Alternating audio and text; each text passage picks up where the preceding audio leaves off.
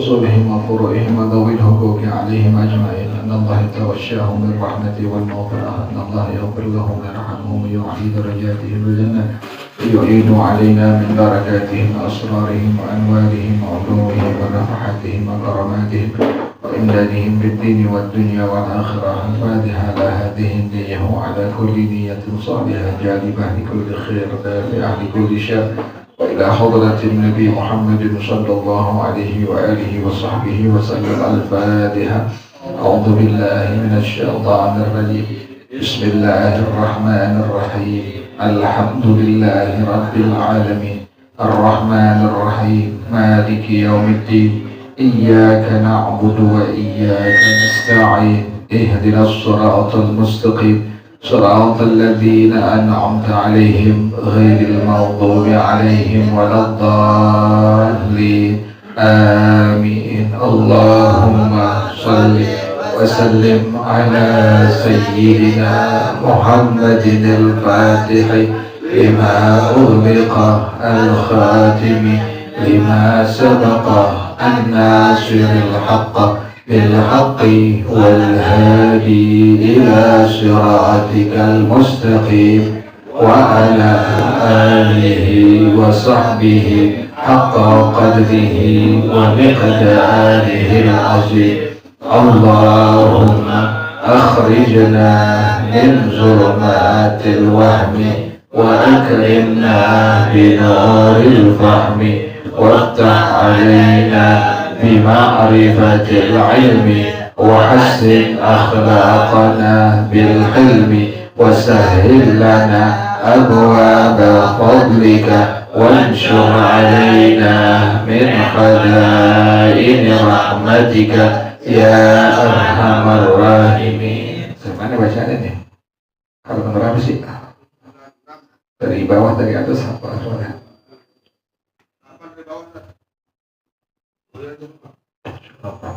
وينظروا. بسم الله الرحمن الرحيم. الحمد لله رب العالمين والصلاة والسلام على أشرف الأنبياء والمرسلين وعلى آله وصحبه أجمعين. قال الشيخ الإمام المؤلف رحمه الله وعلى من نفع به بركات علومه وبكم في الدارين آمين. قال رضي الله تعالى عنكم. بسم الله الرحمن الرحيم. وينظر من الأمة. Dan seseorang melihat kepada budak perempuan walau muba'adatan, sekalipun budak perempuannya budak muba'adah, artinya di budak perempuan sudah bayar separuh, yang tuan tentuin, kata tuannya kalau seandainya engkau bisa bayar separuh maka engkau akan bebas dari perbudakan.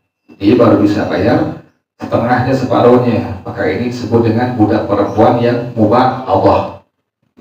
Nah, orang laki-laki yang pengen melamar dia itu diperbolehkan memandang kepada budak muba'adah ala tarjihin Nawawi, atas pendapat yang diperkuat oleh Al-Imam An-Nawawi Ad-Dimashqi. Kalau ulama Indonesia Syekh Muhammad Nawawi Al-Bantani itu lain. Kalau dibilang An-Nawawi dalam ilmu fiqih, ini Al-Imam An-Nawawi Abu Zakaria Yahya bin Syaraf An-Nawawi, beda tuh, beda. Jadi kalau bilang Syekh Nawawi Banten berarti ulama kita Indonesia Syekh Muhammad bin Umar An-Nawawi, Syekh Muhammad bin Umar Nawawi Al-Bantani. Jadi kalau dibilang Syekh Nawawi maka berarti adalah Syekh Muhammad bin Umar Nawawi Al-Bantani, ulama kita Indonesia. Tapi kalau dibilang An-Nawawi di kitab-kitab fiqih maka bukan Syekh Nawawi Banten, bukan, tapi adalah Al-Imam Abu Zakaria Yahya bin Syaraf An-Nawawi Ad-Dimashqi. Al-Imam Abu Zakaria Yahya bin Syaraf An-Nawawi Ad-Dimashqi. Yang kayak gini jauh ini keterangan seperti ini. Bukan kitab ini, ada kitab lain. Dulu ada lagi ngaji itu kalau hal yang memang guru terangin yang kita di sini nggak ada, langsung tulis tuh. Karena keterangan ini keterangan bacaan guru yang udah banyak bacaannya. Jadi bedain antara Syekh Nawawi Banten dengan Al-Imam An-Nawawi. Kalau ulama Indonesia Syekh Muhammad bin Umar Nawawi Al-Bantani, berarti ulama kita Indonesia. Kalau di kitab-kitab fiqih ditulisin kalimat An-Nawawi, maka bukan beliau, bukan ulama Indonesia, tapi adalah Syekh Abu Zakaria Yahya bin Syaraf An-Nawawi Ad-Dimashqi. Jadi seseorang yang ingin melamar budak perempuan, sekalipun budak ini perempuan mubak Allah, atas pendapat dari Al-Imam An-Nawawi Ad-Dimashqi rahimahullah, inda qasdi khidbatiha, ketika ingin melamarnya, ma yanzurhu minal hurrati, yang dia diperbolehkan memandangnya dari wanita yang merdeka. Apa yang boleh dipandang kalau pas lagi ngelamar? Wa huwal wajhu wal kaffani, itu wajah dan dua telapak tangan. Yang kemarin tuh ya. Jadi kita pengen ngelamar perempuan ini, kan boleh kita melihat kepada wajahnya, boleh melihat kepada telapak tangan, sekalipun berkali-kali diperbolehkan pada hukum syara tuh. Sama dengan perempuan yang merupakan budak, sekalipun dia budak-budak yang mubah Allah tuh. Atas pendapat yang diperkuat oleh Al-Imam An-Nawawi Ad-Dimashqi, ketika ingin melamar budak perempuan yang mubah Allah, maka diperbolehkan melihat wajah dan melihat kedua telapak tangannya. Warajihu, pendapat yang rajih yang kuat, annahu yanzuru minha ma adama baina surrati wa rukbati. Kalau pengen ngelamar budak perempuan, itu boleh melihat selain dari antara pusar dengan lutut. Jadi selain itu diperbolehkan dilihat, dibedain tuh. Tadi pendapat yang pertama, tadi pendapat daripada Al-Imam An-Nawawi Ad-Dimashqi rahimahullah, seorang laki-laki yang ingin melamar perempuan yang budak, sekalipun budaknya budak mubah Allah, maka dia diperbolehkan melihat kepada wajah dan kepada kedua telapak tangan, sebagaimana yang diperbolehkan memandang kepada seorang perempuan yang merdeka. Pendapat yang kedua, pendapat yang rajih yang kuat, dia diperbolehkan memandang kepada perempuan yang mubah Allah ini, perempuan yang merupakan budak, sekalipun budaknya mubah Allah, yang diperbolehkan sesuatu yang ada di antara pusar dan lutut. Jadi ada dua pendapat ya. Pendapat yang pertama, dilihatnya pada waktu ingin melamar budak perempuan, sekalipun budaknya budak mubah Allah, diperbolehkan melihat kepada wajah dan kedua telapak tangan. Pendapat yang kedua, yang diperbolehkan dilihat adalah bagian yang antara pusar dan antara lutut. Jadi boleh pendapat yang pertama, boleh pendapat yang kedua. Kenapa demikian? Li'anna an-nazara huna ma'murun bihi, karena memandang di sini diperintahkan dengannya. Boleh lempengan melamar, diperbolehkan kita mandang wajah, diperbolehkan mandang kedua telapak tangan. Tapi tadi pendapat yang kedua, diperbolehkan melihat, yang penting selain antara pusar dan antara lutut. Gak boleh melihat pusarnya, gak boleh melihat lututnya, juga gak boleh melihat antara itu. Jadi selain itu diperbolehkan. Ini pendapat yang kedua ya. Kalau kita pengen melamar seorang budak perempuan, sekalipun budaknya seorang budak perempuan yang mubah Allah. Wa in khifal fitnatu, sekalipun dikhawatirkan terjadi fitnah, sekalipun demikian. Fa'urita bighairi auratis salati, maka yang ditekankan adalah, yang dikaitkan adalah yang selain daripada auratus salah, aurat salatnya itu. Kalau orang sembahyang kan perempuan seluruhnya, kecuali adalah muka dan kedua telapak tangan. Nah ini pendapat yang kedua tak beda. Yang pendapat yang kedua mengatakan bahwasanya apabila ada seorang laki-laki yang ingin melamar budak perempuan sekalipun Allah, maka yang diperbolehkan dipandang adalah selain dari bagian antara lutut dengan pusarnya itu. Kalau pendapat yang pertama tadi gimana itu? Sama dengan perempuan yang merdeka, diperbolehkan memandang kepada wajah dan kepada kedua telapak tangan. Bikhilafi ma idza lam yurid khidbataha, lain hanya kalau enggak menginginkan melamarnya. Laki-laki yang bukan mahram tidak ingin melamar perempuan yang budak perempuan, maka bagaimana hukumnya? Fa inna nazara manhiyun anhu, maka memandang hukumnya apa? Dilarang tuh, nggak boleh. Tapi kalau nggak seandainya adalah pengen lamaran, maka hukumnya bagaimana macam? Tidak diperbolehkan. Tuh. Jadi yang diperbolehkan pada hukum syarat hanya apabila seorang laki-laki ingin melamar kepada seorang perempuan, baik perempuan yang budak atau perempuan yang merdeka.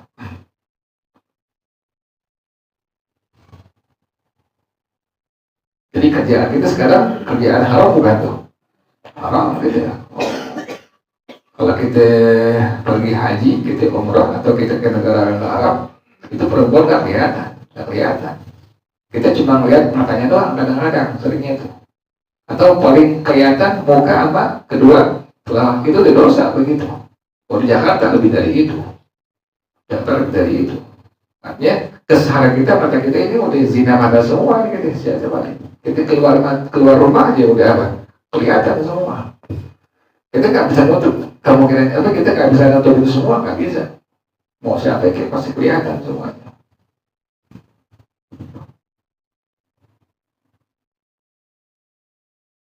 Jadi demikian ya. Jadi kalau nggak pengen melamarnya, maka dihukumkan memandang kepada perempuan yang bukan mahram adalah hukumnya manhiyun anhu, dilarang, tidak diperbolehkan.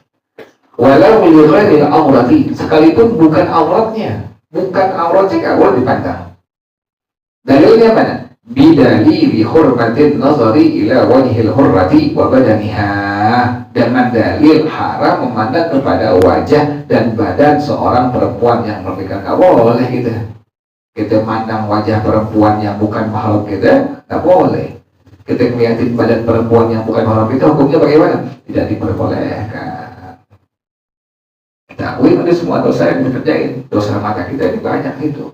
Untung alhamdulillah, masya Allah, ada wudhu kita itu, ada wudhu, ada istighfar, selawat kayak begitu. Untungnya demikian tuh. Karena kita puja mata ini semuanya sudah apa? Sudah ada zina mata semua.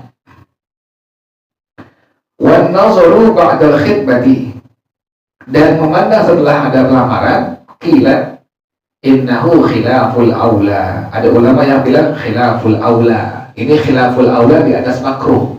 Ada hukum makruh, ada hukum khilaful aula. Ada hukum makruh, ada hukum khilaful aula. Jadi khilaful aula ini adalah hukum di atas makruh. Jadi di atas makruh ada hukum yang disebut dengan khilaful aula. Jadi memandang kepada perempuan yang bukan mahram setelah dilamar, hukumnya khilaful aula. Pertama itu. Wa qila mubahun. Yang kedua adalah mubah. Wakil mustahabun, yang ketiga adalah hukumnya sunnah. Jadi pas lamaran boleh memandang kepada perempuan yang bukan mahram wajah dan kedua telapak tangan. Habis lamaran ada ulama yang bilang memandangnya hukumnya khilaful aula. Yang kedua hukumnya mubah. Yang ketiga hukumnya sunnah, mustahab sunnah. Jadi masalah habis itu. Masalah diperbolehkannya laki-laki yang bukan mahram memandang kepada yang bukan mahram, tapi untuk lamaran, baik yang merdeka ataupun budak, pendapat yang diperkuat oleh Al-Imam An-Nawawi adalah pendapatnya bahwasanya diperbolehkan memandang kepada wajah dan kepada kedua telapak tangan. Wal khamisu, yang kelima sekarang. An-nazaru lil mudawati, memandang kepada perempuan yang bukan mahram untuk mengobati. Dokter, mantri, apa aja profesi yang sifatnya mengobati.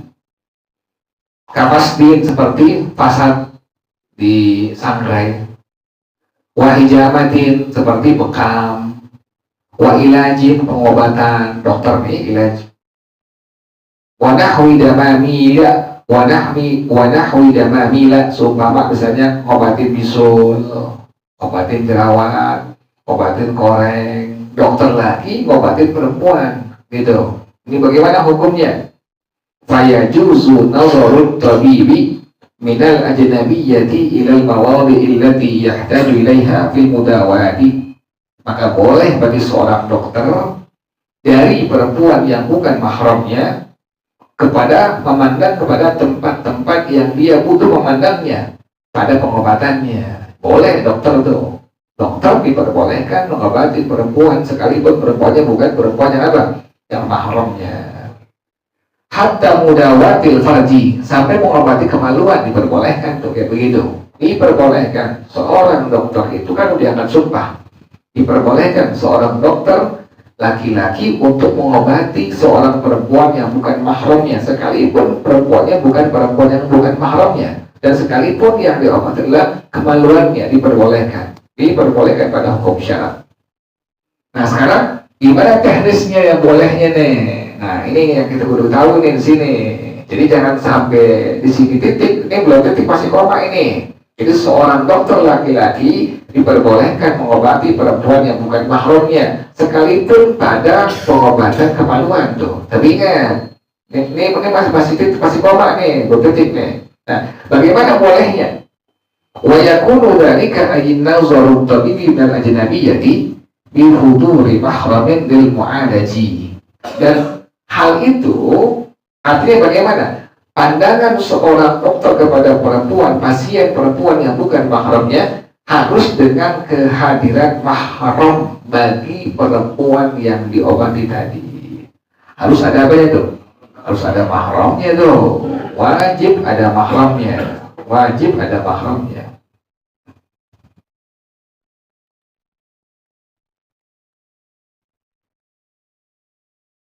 Jadi ini perempuan mesti bawa siapa itu?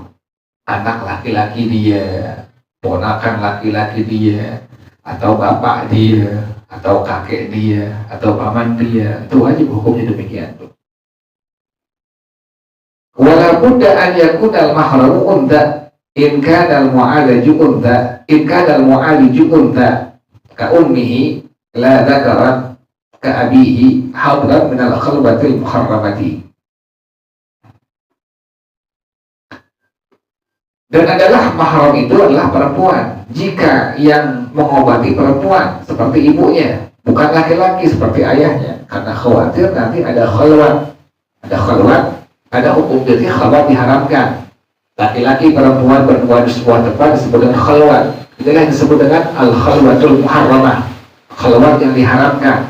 Pada ilmu tasawuf khalwat diperbolehkan, dianjurkan. Ada ilmu tasawuf khalwat diperbolehkan. Kita sendiri untuk ibadah kepada Allah disebut dengan khalwat. Jadi khalwat pada ilmu fiqih adalah hukumnya haram.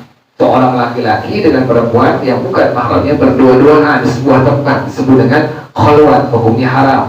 Sementara khalwat pada ilmu tasawuf diperbolehkan, dianjurkan. Sendiri dalam ibadah kepada Allah maka disebut dengan khalwat.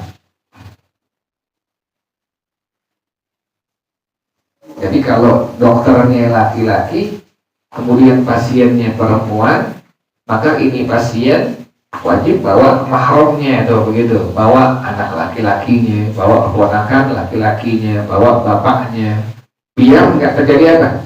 Biar nggak terjadi khalwat yang diharamkan seperti itu.